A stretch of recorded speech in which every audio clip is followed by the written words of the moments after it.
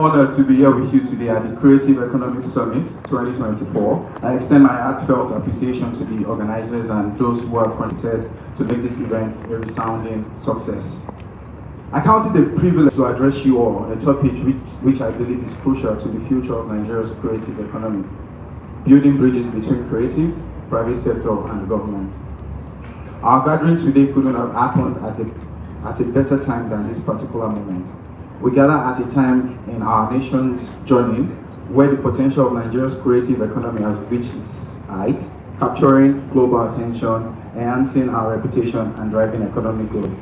You know, we see most of the time when we travel out, when you get to your immigration control, most of it, they'll tell you, oh, what country are you from?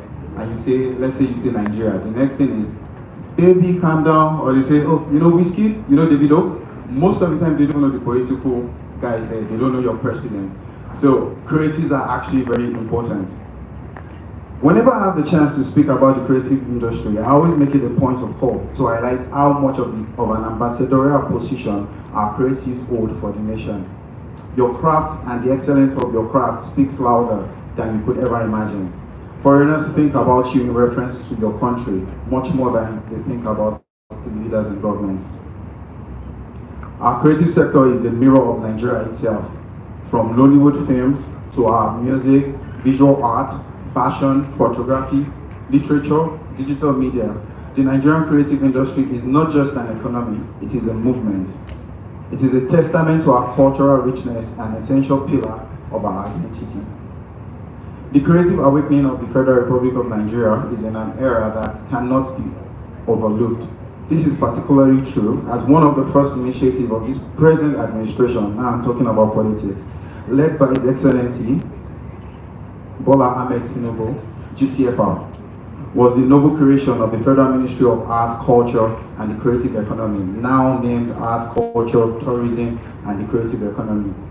This shows how important we see the creative sector.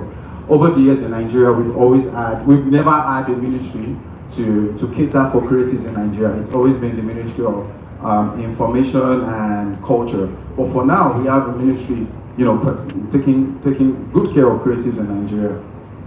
This is a move I recognize to be a watershed moment for the nation's creative economy, the kind that always deserves to be applauded. It was and is still a bold statement on how the government not only sees the impacts that creatives bring to the table, but also seeks to support your craft by every other means. This support includes policy intervention, funding support, active collaboration, infrastructure projects, skill development, and capacity building.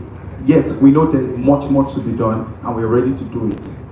So why we effectively support creatives by creating policies that promote intellectual property rights is the burden of accessing loans, funds through various initiatives like IDICE, CLAP, and facilitate a supportive environment for content production. We recognize that the most challenges require combined efforts, and this is where collaboration becomes key. The private sector holds the capital and market reach that can scale creative products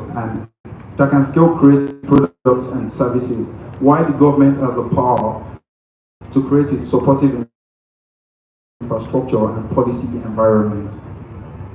When all three sectors, that is the creative sector, the private sector, and the government work together, we can achieve far greater outcome than any one system in Nigeria, where the government facilitates, the private sector invests, and the creative sector inspires. Each of us bringing something unique to the table, uniting our strengths and covering our weaknesses to build an economy we will be proud of. This vision is possible. The process has already begun. Right here, we sit in a room made up of bridges built between creatives, the private sector, and the government. Quest 2024 is a testament of a shared dream made a reality because we all put our best foot forward by showing up, investing, facilitating the objectives of this remarkable event. In closing, my simple call to action will be to stakeholders in this room. Be open-minded in making intentional commitment to build bridges. Let's work together in harmony to establish Nigeria as a global powerhouse. The journey begins with you as a creative business leader, government official, and none of us should be left behind in placing Nigeria at the forefront of creative excellence. Good morning. Thank you very much. Wow.